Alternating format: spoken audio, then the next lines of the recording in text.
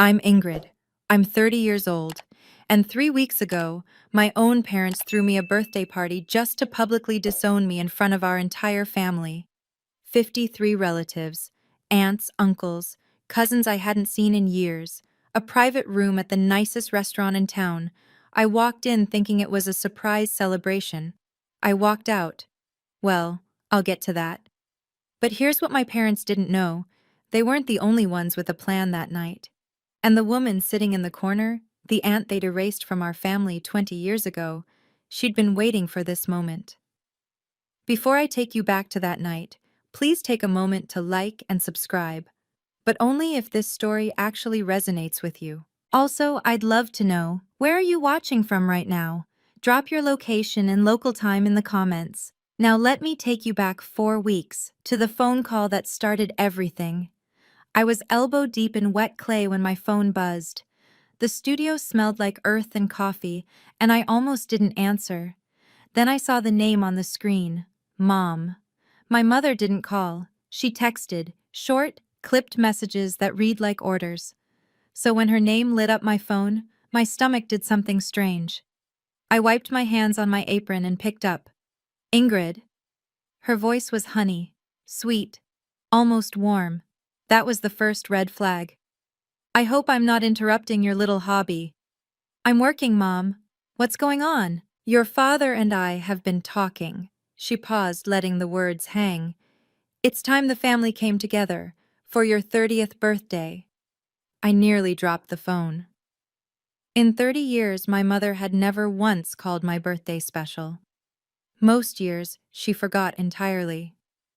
On my 25th, I sat by the phone all day. No one called. Not her, not Dad, not Meredith. A family dinner? I heard myself say. For my birthday? The whole family wants to see you. Her tone sharpened just slightly. Don't be late. Saturday, 7 o'clock, the Sterling.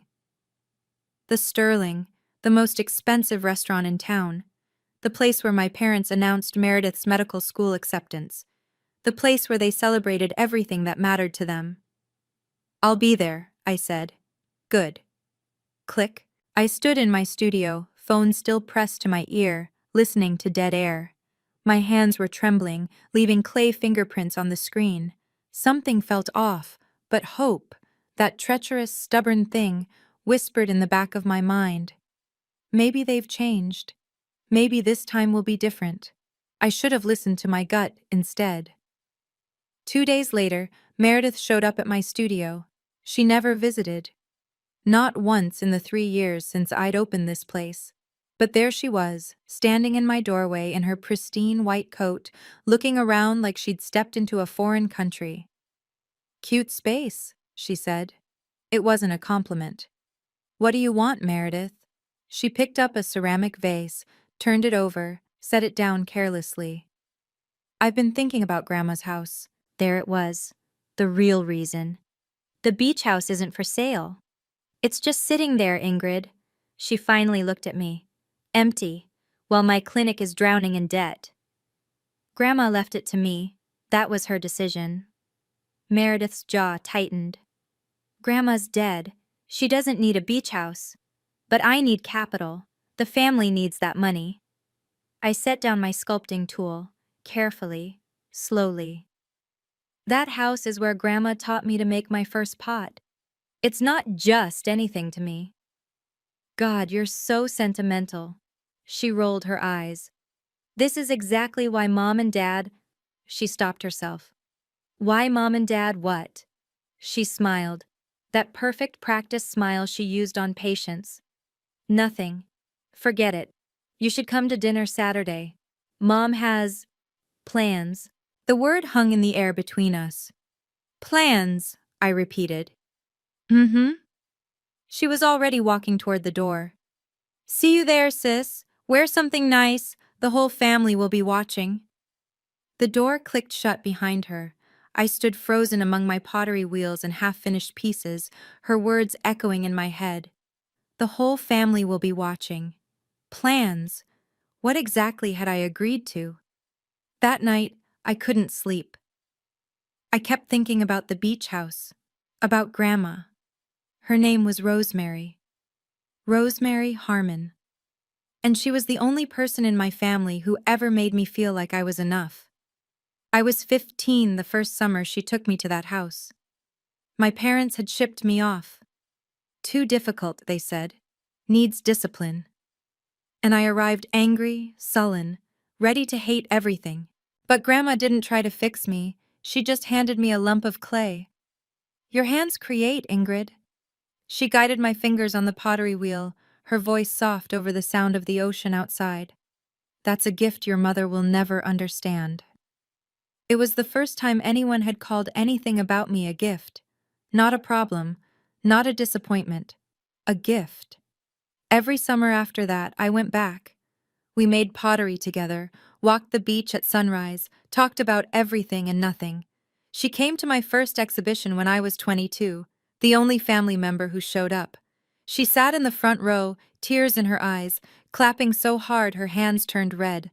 6 months ago, she died in her sleep. Peaceful, they said. Like she just decided it was time. She left me the beach house. And a small wooden box I hadn't been able to open yet. The night before the dinner, I finally understood what I'd lost when she died. It wasn't just her. It was my only proof that I was lovable, my only witness. Without Grandma, I had no one in that family who saw me. Not really. Or so I thought.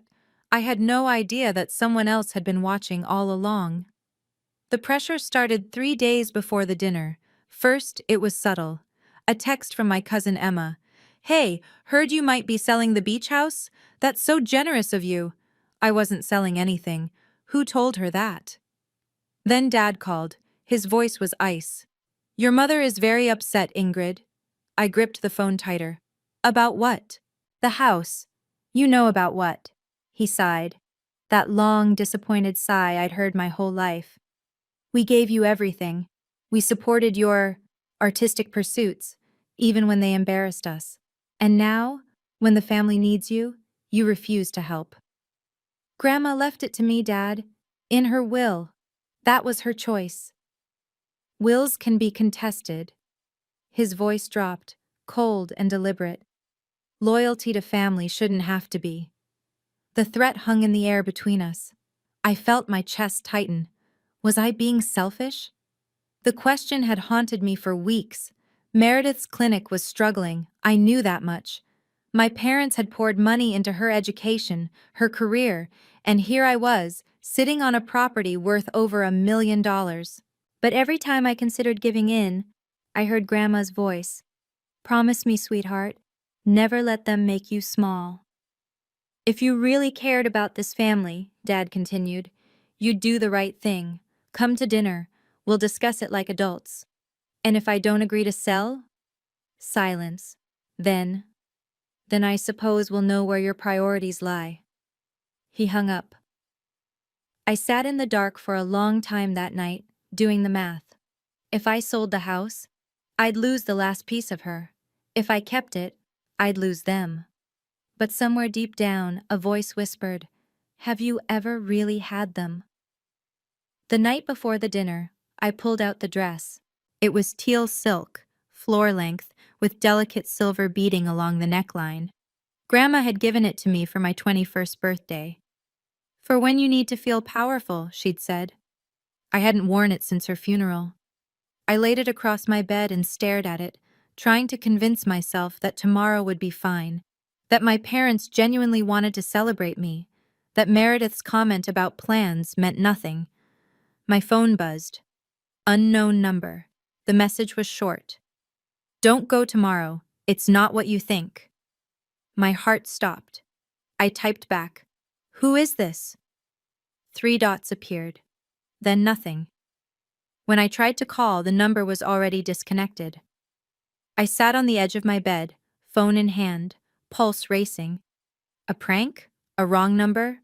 Or something else? My eyes drifted to the wooden box on my nightstand. Grandma's box. The one I'd been too afraid to open. Slowly, I lifted the lid. Inside was a handwritten letter, folded neatly, and beneath it an old photograph. 2 young women standing arm in arm, laughing. One was clearly my mother, decades younger. The other, I didn't recognize. I unfolded the letter. Grandma's handwriting. Shaky, but legible. My dearest Ingrid. I couldn't read it. Not yet. If I read it tonight, I'd lose whatever courage I had left. I needed to believe, just for one more day, that my parents might actually love me. I tucked the letter into my purse, just in case. Then I hung the teal dress on my door and tried to sleep. Tomorrow, everything would change. I just didn't know how much. The Sterling looked different at night. Crystal chandeliers, white tablecloths, the kind of quiet that costs money. I'd only been here twice before, both times for Meredith. The hostess smiled when I gave my name. Ah, yes, the Spencer party. Right this way. She led me down a corridor lined with oil paintings, past the main dining room, through a set of heavy oak doors. Your private room, she said, and opened them. 53 faces turned to look at me. I froze in the doorway. Aunts, uncles, cousins I hadn't seen since childhood, great-aunts I'd forgotten existed, second cousins I couldn't name. They filled a massive U-shaped table that dominated the room, all of them dressed in their Sunday best, all of them staring. My heart hammered. This was a surprise party. It had to be. All these people gathered for me. But there were no balloons, no streamers, no cake. No one shouted happy birthday. Just silence. And staring. I spotted my parents at the head of the table. Mom wore pearls. Dad wore his surgeon's face, blank, clinical. Meredith sat beside them, unable to meet my eyes. And in the center of the U, directly facing the entrance, was a single, empty chair. For me. I walked toward it slowly, heels clicking on marble, feeling every gaze like a physical weight. The room was too quiet, too still, like a courtroom before the verdict. A microphone stand stood at the head of the table, next to my father's seat. That's when I noticed her.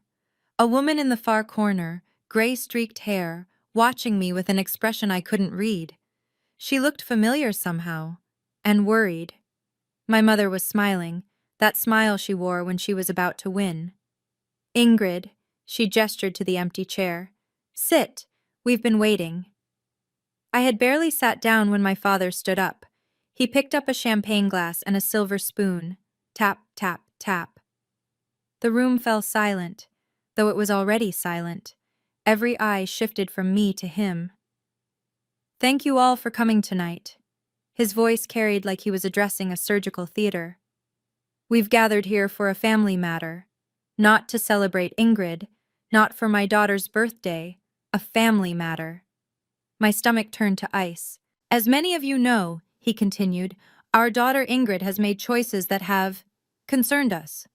She abandoned her education. She refused to pursue a respectable career. She's lived in ways that don't reflect our family's values. Murmurs rippled through the room. I heard someone whisper, always knew she was trouble. My father's eyes found mine, cold, final. Victoria and I have tried everything, patience, support, guidance, but Ingrid refuses to change. She refuses to honor her family. My mother dabbed at her eyes with a handkerchief, the performance of a lifetime. Therefore, my father said, as of tonight, we are making a formal announcement. He paused. The room held its breath. Ingrid Spencer is no longer a member of this family. The words hit me like a physical blow. Gasps scattered through the crowd. Cousin Linda covered her mouth. Uncle George shook his head slowly. Is this really happening? Someone whispered. My mother stood, smoothing her skirt. We gave her every opportunity. Her voice trembled with practiced grief. She chose shame over family. I couldn't move, couldn't breathe. 53 pairs of eyes burned into me, and I was 15 again, standing in my parents' living room, being told I was too much trouble to keep. Then my mother reached into her purse and pulled out a folded piece of paper. The paper landed in front of me with a soft slap. Sign this, my mother said, and we'll let you leave with your dignity intact. I looked down. The words blurred, then sharpened. Legal letterhead, paragraphs of fine print, and at the bottom, a signature line with my name typed beneath it. Voluntary relinquishment of inheritance rights, the beach house. This was about the beach house. It had always been about the beach house. Everything clicked into place. The surprise invitation, the family matter. 53 witnesses assembled in their Sunday best. They hadn't gathered everyone to disown me. They'd gathered everyone to pressure me into signing away Grandma's house. The disownment was just leverage, theater designed to break me. You planned this, I breathed. We planned an intervention, my mother corrected smoothly, for your own good. I spotted a man in a gray suit near the door, Mr. Thornton, our family's lawyer. He was already holding a notary stamp, ready to make everything official. My mother leaned closer, her perfume suffocating. 53 witnesses, Ingrid. Your grandmother's lawyer won't be able to argue with that kind of family consensus. She tapped the paper with one manicured nail. Sign. Walk away quietly. This doesn't have to be harder than it already is. The room waited. I could feel them watching, some with pity, some with contempt, some with the morbid curiosity people have at car accidents. My hands were shaking, my vision was blurring. They had turned my 30th birthday into a courtroom, and I was already convicted. But somewhere beneath the panic, something else stirred, something harder. I thought of Grandma's letter, still folded in my purse. I thought of the woman in the corner, watching. My mother pushed a pen toward me. Sign, she said. Now. I picked up the pen. I know. Right now, you're probably as angry as I was in that moment. The pen in my hand. 53 people watching. My own mother's eyes drilling into me like I was a problem to be solved. If you've ever been treated like a tool instead of a person by your own family, type "I understand" in the comments. And if you want to know what happened next, drop a like so I know you're still here with me. Now, back to that restaurant. The pen hovered over the paper. My hand wouldn't move. Sign it, my mother's eyes commanded. End this. But something made me look up. Not at her, not at my father, at the room. 53 faces stared back at me. Most of them I barely knew. Distant relatives who appeared at funerals and weddings, who exchanged Christmas cards we never read. They'd been summoned here as witnesses, as weapons. And then I saw her again. The woman in the corner, gray-streaked hair pulled back simply. A plain black dress that didn't try to impress anyone. She sat apart from the others, near the back, half hidden by a potted palm. She wasn't looking at me with contempt or pity like the others. She was looking at me like she was trying to send a message. Stay calm. Wait. I noticed her hands resting on a leather bag in her lap, a bag that looked fuller than it should be, stuffed with something. Papers, maybe. Or something else entirely. My mother noticed me staring. Her head turned sharply toward the corner, and for the first time that night, I saw something flicker across her face. Fear. It was gone in an instant, smoothed over with practiced control. But I saw it. Ingrid. My mother's voice was ice now. Focus. Sign the paper. Who was this woman? Why did my mother, who feared nothing and no one, look at her like that? And why did something about her face feel so familiar, like looking at an old photograph I couldn't quite place? Ingrid, my father's voice this time, impatient. We're all waiting. I set the pen down, not signing, not yet. Not. Can I have a moment, I said, to collect myself? My mother's smile tightened. Of course, darling. But her eyes never left the woman in the corner. The room pressed in on me, the whispers, the stares, the weight of 53 judgments. But in the chaos, I heard another voice, soft, familiar, speaking from somewhere deep in my memory. Never let them make you small, sweetheart. And if they try, you have everything you need. Grandma had said that to me the last time I saw her, 2 weeks before she died. She'd held my hands in hers, so thin by then, so fragile, and looked at me with eyes that still burned bright. I left you more than a house, Ingrid. Her voice had been barely a whisper, but fierce. I left you the truth. I hadn't understood what she meant. Not then, but I was beginning to understand now.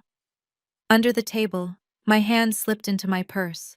My fingers found the edge of the envelope. Grandma's letter, still unread. I'd been too afraid to open it last night, too desperate to believe this dinner might actually be what my parents claimed. That hope was ash now. Whatever was in that letter, Grandma had wanted me to have it. She'd known something. About my mother.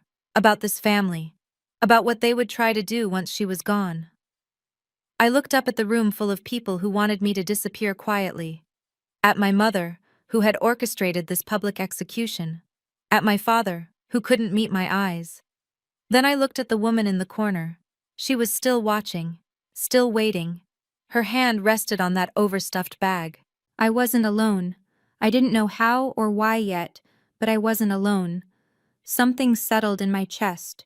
Not calm exactly. Resolve. Actually, I said, my voice stronger than I expected. I do have something to say. My mother's smile flickered. What? Give me the microphone. My mother laughed. Short, sharp, dismissive. The microphone? Ingrid, this isn't a performance. Then why is there a mic set up? I gestured to the stand by my father's seat. You planned every detail of this. The seating arrangement, the witnesses, the lawyer in the corner with his notary stamp. You wanted an audience, so let me speak to them. A ripple of murmurs moved through the room. Uncle George shifted uncomfortably. Cousin Linda exchanged glances with her husband. My mother's eyes narrowed. This wasn't the script she'd written. Fine, she said, her voice turning to honey.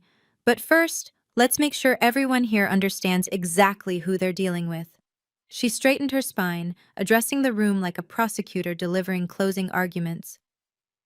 My daughter had every opportunity. We offered to pay for medical school. She refused. We offered her a position at the family practice. She chose to play with clay instead. Someone snickered. I couldn't tell who. Her first gallery show? My mother's voice dripped with pity. 3 people attended. 3. One of them was a homeless man looking for free wine. Heat rushed to my face. That show had been 8 years ago. I'd cried for a week afterward, and she'd saved it, weaponized my lowest moment to use against me now. And when she was 23, my mother continued, her voice rising, desperate and broke. Do you know what she did? She came to us, begging for money. She turned to face me, triumph in her eyes. She's always been the weak one, emotional, unstable. Is this really the person you want clinging to mother's estate? My eyes burned, but I would not cry. Not here. Not for her. Are you done? I asked quietly. My mother smiled. Sweetheart, I'm just getting started. She had no idea. So was I. That's when Meredith stood up. My little sister. The golden child. The one who got everything I was denied. The praise, the support, the belief that she could be something. She pressed her hand to her heart, wearing an expression of exquisite sorrow. I tried, you know. I really tried with her. The room turned to watch her performance. I visited her studio last week. Meredith's voice trembled beautifully. I asked if we could talk about Grandma's house, find a compromise, and do you know what she told me? She paused. Perfect timing. She'd learned it from our mother. She said Grandma's house means more to her than her own family. Gasps scattered through the room. Someone clicked their tongue in disapproval. That's not what I said, I interjected. It's what you meant. Meredith's eyes met mine, cold, triumphant. You've always cared more about things than people. That's why you're alone. I stared at her, my little sister, who I'd protected from playground bullies, who I'd covered for when she snuck out at 16, who I'd believed was just caught in the middle of our parents' dysfunction. She wasn't caught in the middle. She was part of it. She'd probably helped plan this whole thing. You see? My mother spread her hands. We have no choice. This is an intervention. For her own good, my father added. For everyone's good, Meredith finished. The three of them stood together at the head of the table, a united front, a family without me. Uncle George leaned forward. Maybe you should just sign, Ingrid. Don't make this harder. Aunt Linda nodded. Think about your parents' reputation. The walls were closing in. The room was shrinking. And then my father picked up the pen and held it out to me. Last chance. The pen hovered between us. Black ink, silver barrel. Such a small thing to hold so much weight. Sign it, my mother said, or walk out that door and never speak to any of us again. 53 people held their breath. I could hear the soft clink of ice in water glasses, the distant hum of the restaurant kitchen, someone's watch ticking. I looked at the paper, the legal jargon blurred together, but I understood enough. My signature would give them the house, Grandma's house, the only place I'd ever felt like myself. I looked at my parents. No love in their eyes, no regret, just impatience. They wanted this over. I looked at Meredith. She was biting her lip, trying to look sad. But I knew that look. That was her waiting to win look. And then I looked at the woman in the corner. She gave me the slightest nod.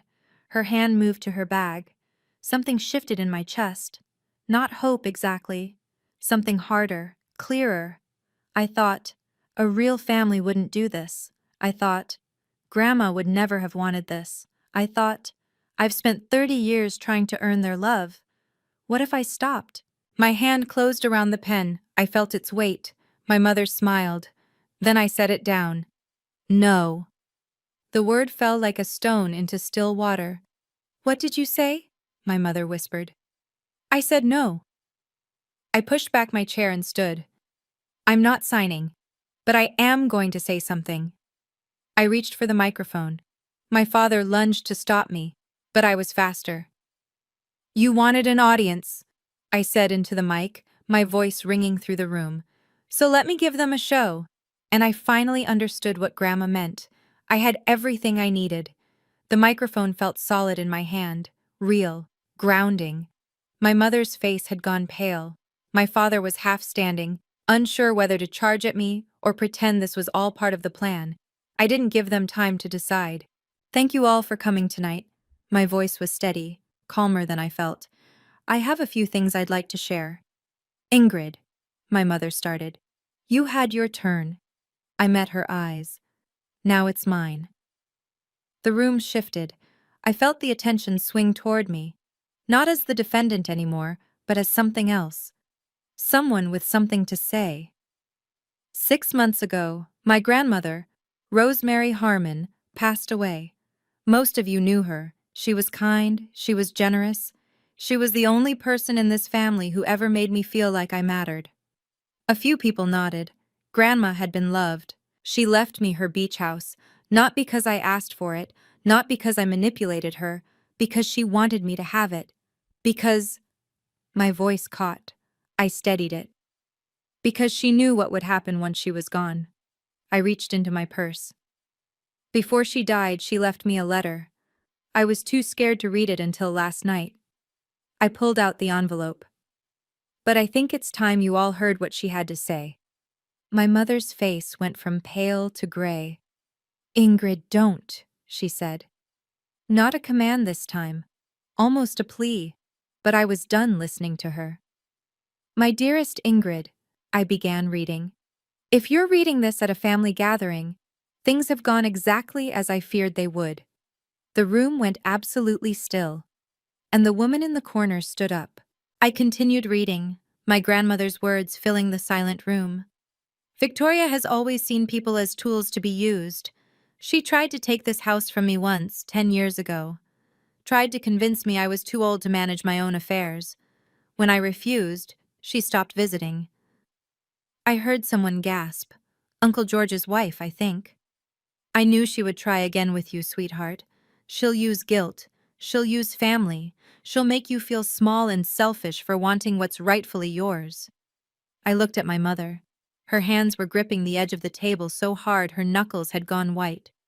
But you are not small. You are not selfish. And this house is not just property. It's proof that someone in this family loved you without condition. My voice wavered. I steadied it. I've left you something else too. Something your mother doesn't know about.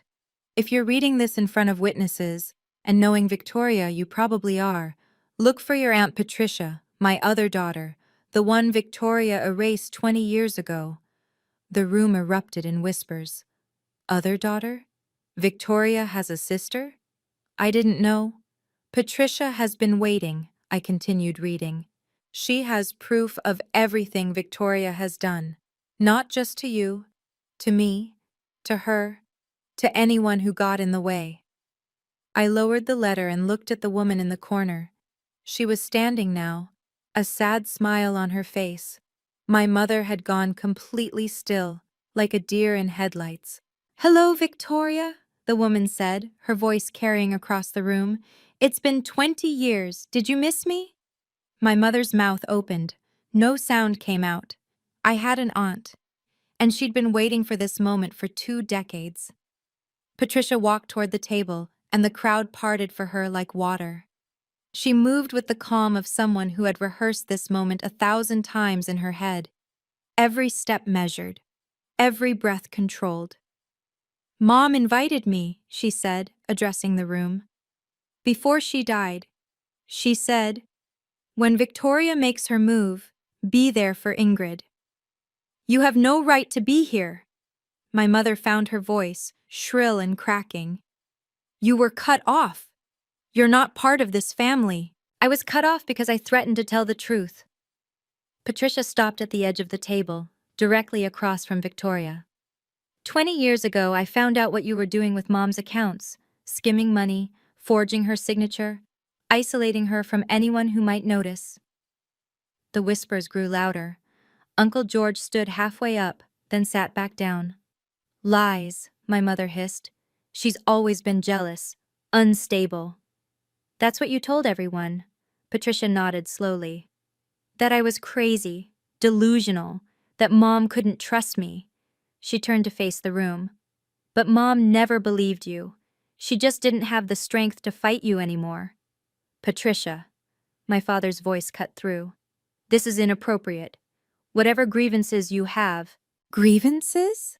Patricia laughed softly. "Richard, do you even know what your wife did? Or were you too busy pretending not to notice?" My father's jaw tightened. He looked away.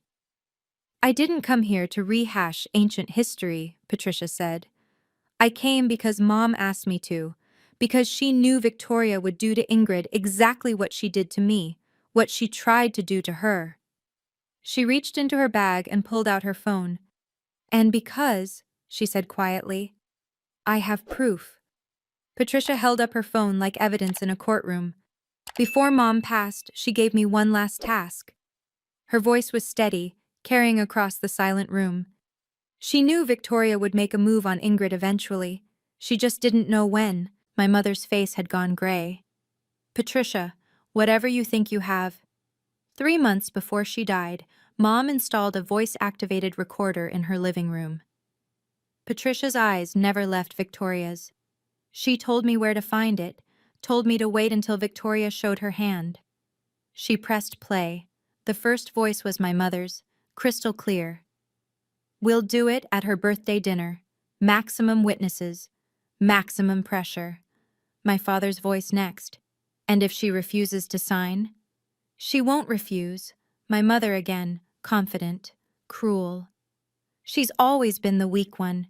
This will be easy. One public shaming, and she'll fold like she always does." Then Meredith. "What if she makes a scene?" "Let her."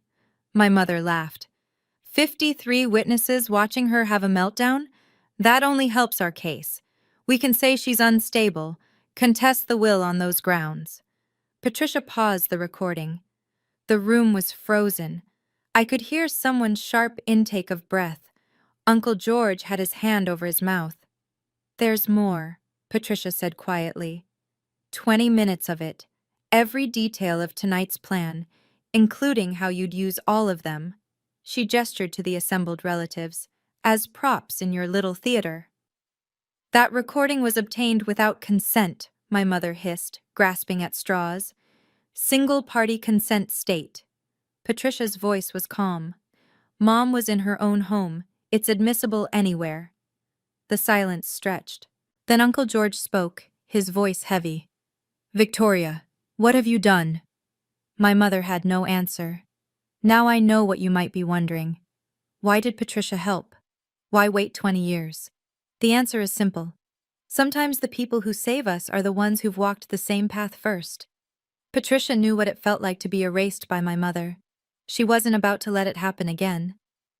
Have you ever had someone like that in your life? Type yes in the comments if you have. And if you want to see how my mother reacted to being exposed, stay with me. The best part is coming. The room was still reeling when I picked up the microphone again. Not to attack, not to gloat, just to be clear. Mom, Dad. I looked at them directly. You wanted to disown me tonight? Consider it done. My mother opened her mouth to interrupt. But not on your terms, I continued. On mine.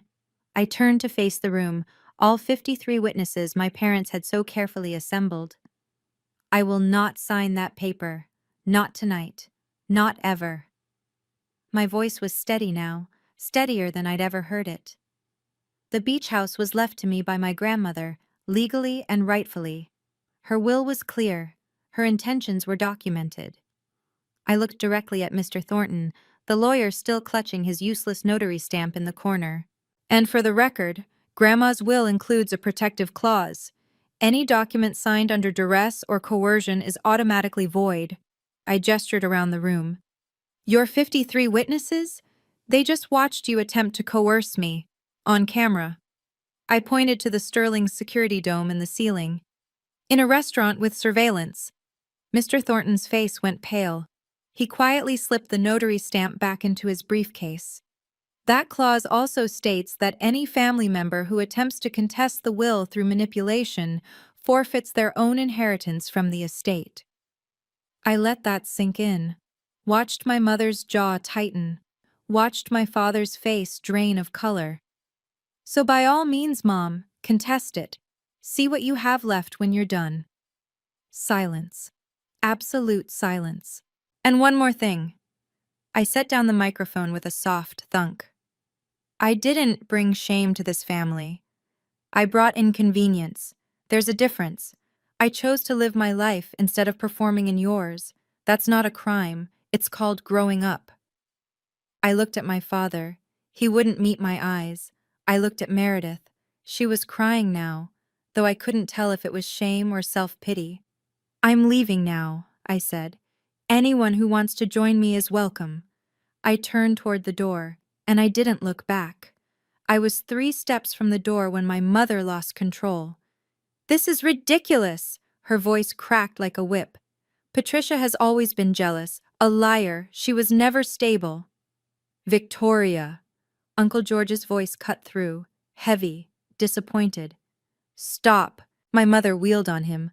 George, you can't possibly believe. We all heard the recording. He stood slowly, his chair scraping against the marble floor. We heard you planning this, planning to humiliate your own daughter for money. For Meredith's clinic, for the family. For yourself.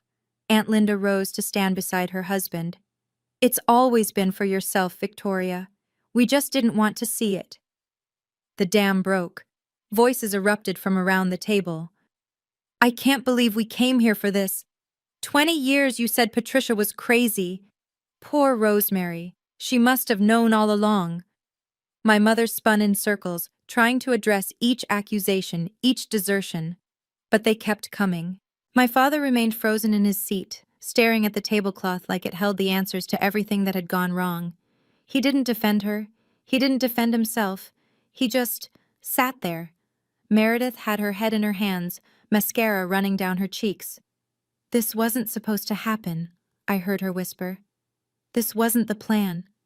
The plan failed. Patricia's voice was gentle, almost pitying. They usually do when they're built on cruelty. People were standing now, gathering their coats, heading for the door. "Where are you going?" my mother demanded. "We're not finished." But they were finished. With her. With this. "Ingrid," her voice turned desperate. "Ingrid, wait. We can talk about this." I stopped at the door. "No, Mom," I said quietly. "We really can't." And I walked out. The night air hit my face like a blessing. Cool, clean, free.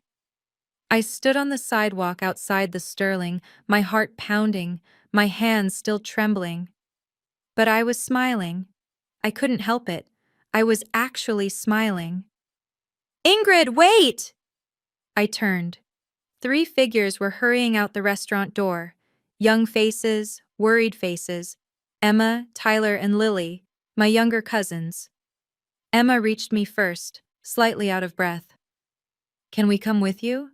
I blinked. "What?" "We don't want to stay in there." Tyler jerked his thumb back toward the restaurant.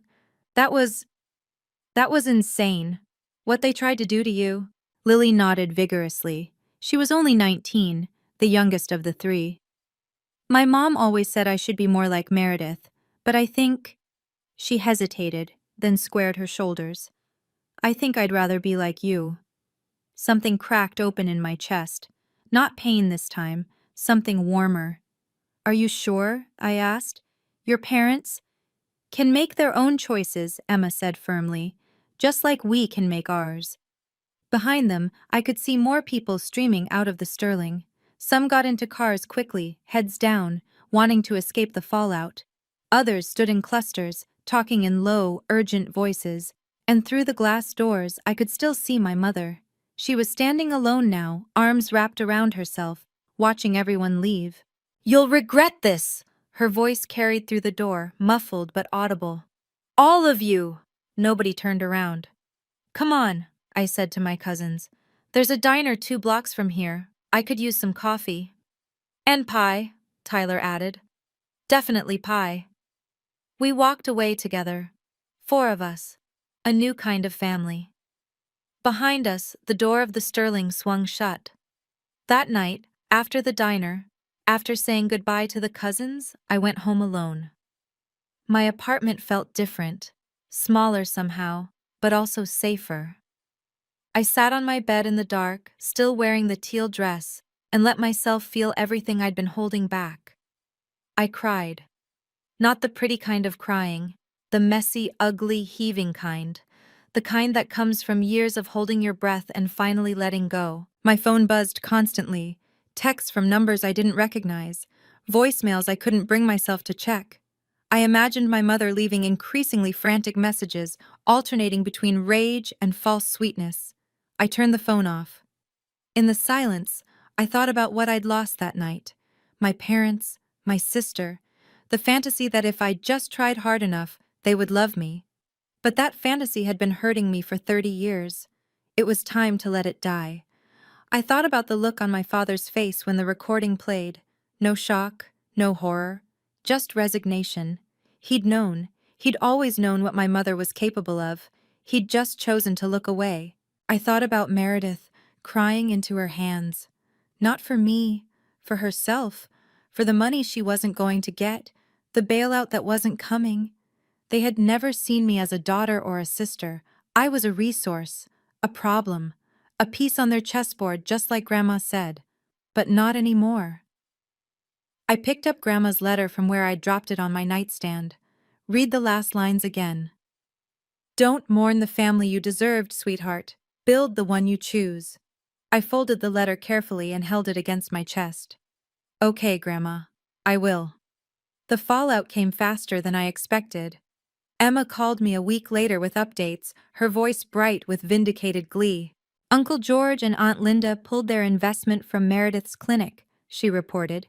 "Said they couldn't trust the family's financial judgment after what they witnessed." I leaned back in my studio chair. "That's significant." "It gets better." Emma was practically giddy. 3 of Mom's friends from church stopped talking to her. Word got out about the birthday intervention. People are calling it that now, like it's a scandal. It was a scandal. My mother had built her entire identity around being the perfect matriarch, respectable, admired, in control. Now everyone knew the truth.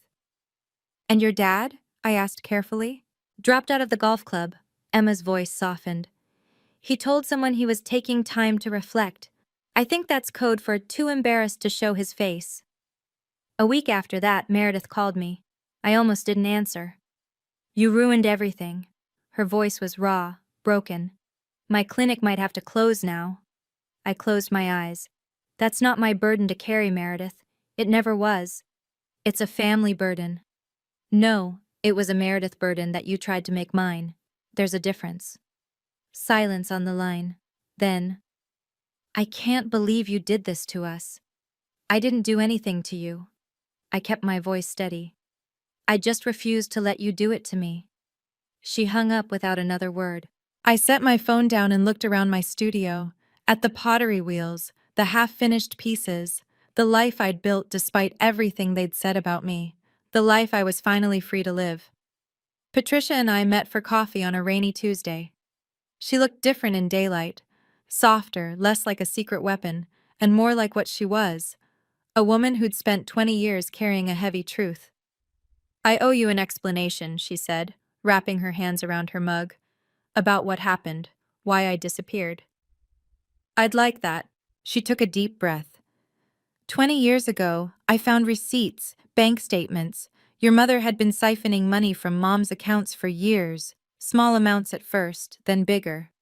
When I confronted her, Patricia paused. She didn't deny it. She just smiled and said, "Who's going to believe you?" I felt sick. And no one did. No one wanted to. Victoria was the successful one, the doctor, the golden child. Patricia laughed bitterly. Sound familiar? Meredith. History repeating. She nodded. When I threatened to go to the police, Victoria told everyone I was having a breakdown, paranoid delusions. She even got a family friend, a psychiatrist, to suggest I needed rest. By the time I could defend myself, I was already the crazy sister. But Grandma knew. Grandma always knew. Patricia's eyes glistened. She just didn't have the strength to fight Victoria anymore. So she planned, she waited, she set things up so that when Victoria finally made her move on you, I'd be there. 20 years of waiting, I murmured. That's a long time.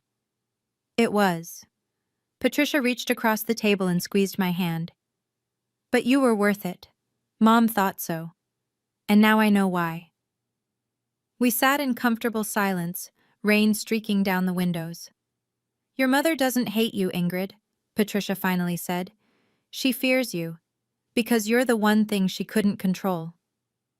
I let that truth settle into my bones. 1 month later, I stood on the deck of Grandma's beach house, watching the sun set over the water. The house was exactly as she'd left it. Faded floral curtains, mismatched pottery on every shelf, some hers, some mine, all made with love. The smell of salt air and old wood and something indefinable that just felt like her.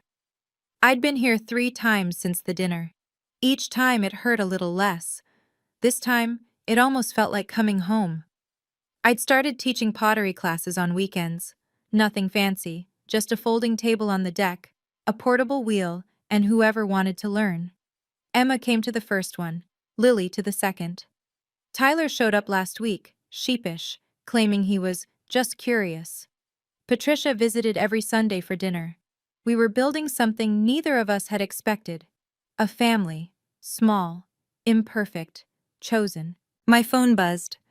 A text from Emma. Lily wants to know if you're doing a class tomorrow. She's bringing a friend. I smiled and typed back, always room for more.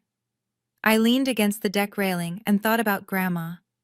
About her standing in this exact spot, watching the same ocean, making the same choice every day to hold on to what mattered. She'd given me more than a house. She'd given me proof that love didn't have to be earned through obedience, that belonging didn't require losing yourself. Thank you, I whispered to the wind. The waves crashed below, steady and eternal. Somewhere out there, my parents were still spinning their stories, rewriting history, pretending they were the victims. But I wasn't listening anymore. I had pottery to make, students to teach, a life to live.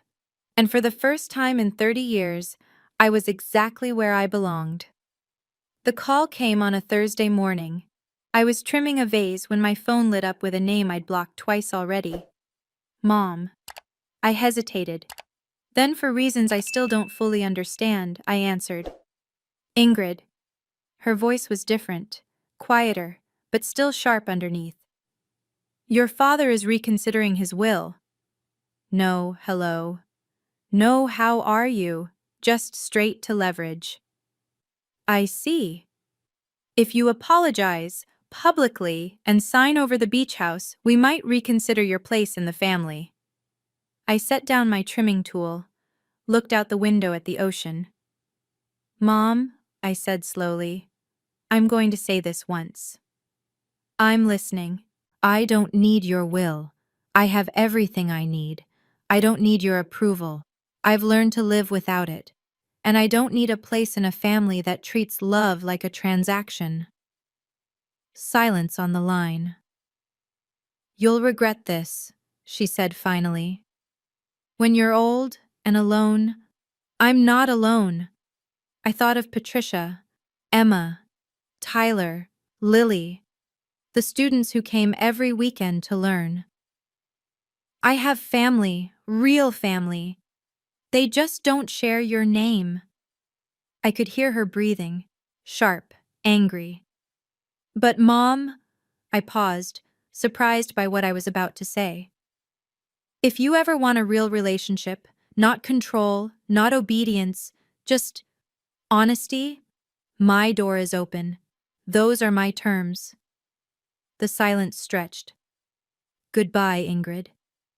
Click. I stared at my phone for a long moment. Then I set it down, picked up my trimming tool, and went back to my vase. She never called again. I kept my door open anyway, not because I expected her to walk through it, but because I refused to become her. Some boundaries are walls. Others are invitations. I chose the second. So that's my story. On my 30th birthday, my parents tried to publicly disown me in front of 53 relatives. They thought shame would make me small. They thought pressure would make me break. They were wrong.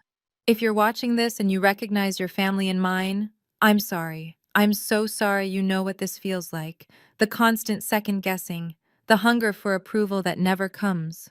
The way you twist yourself into smaller and smaller shapes, hoping that this time, this version of you will finally be enough. It won't be, because the problem was never you. I want you to know something.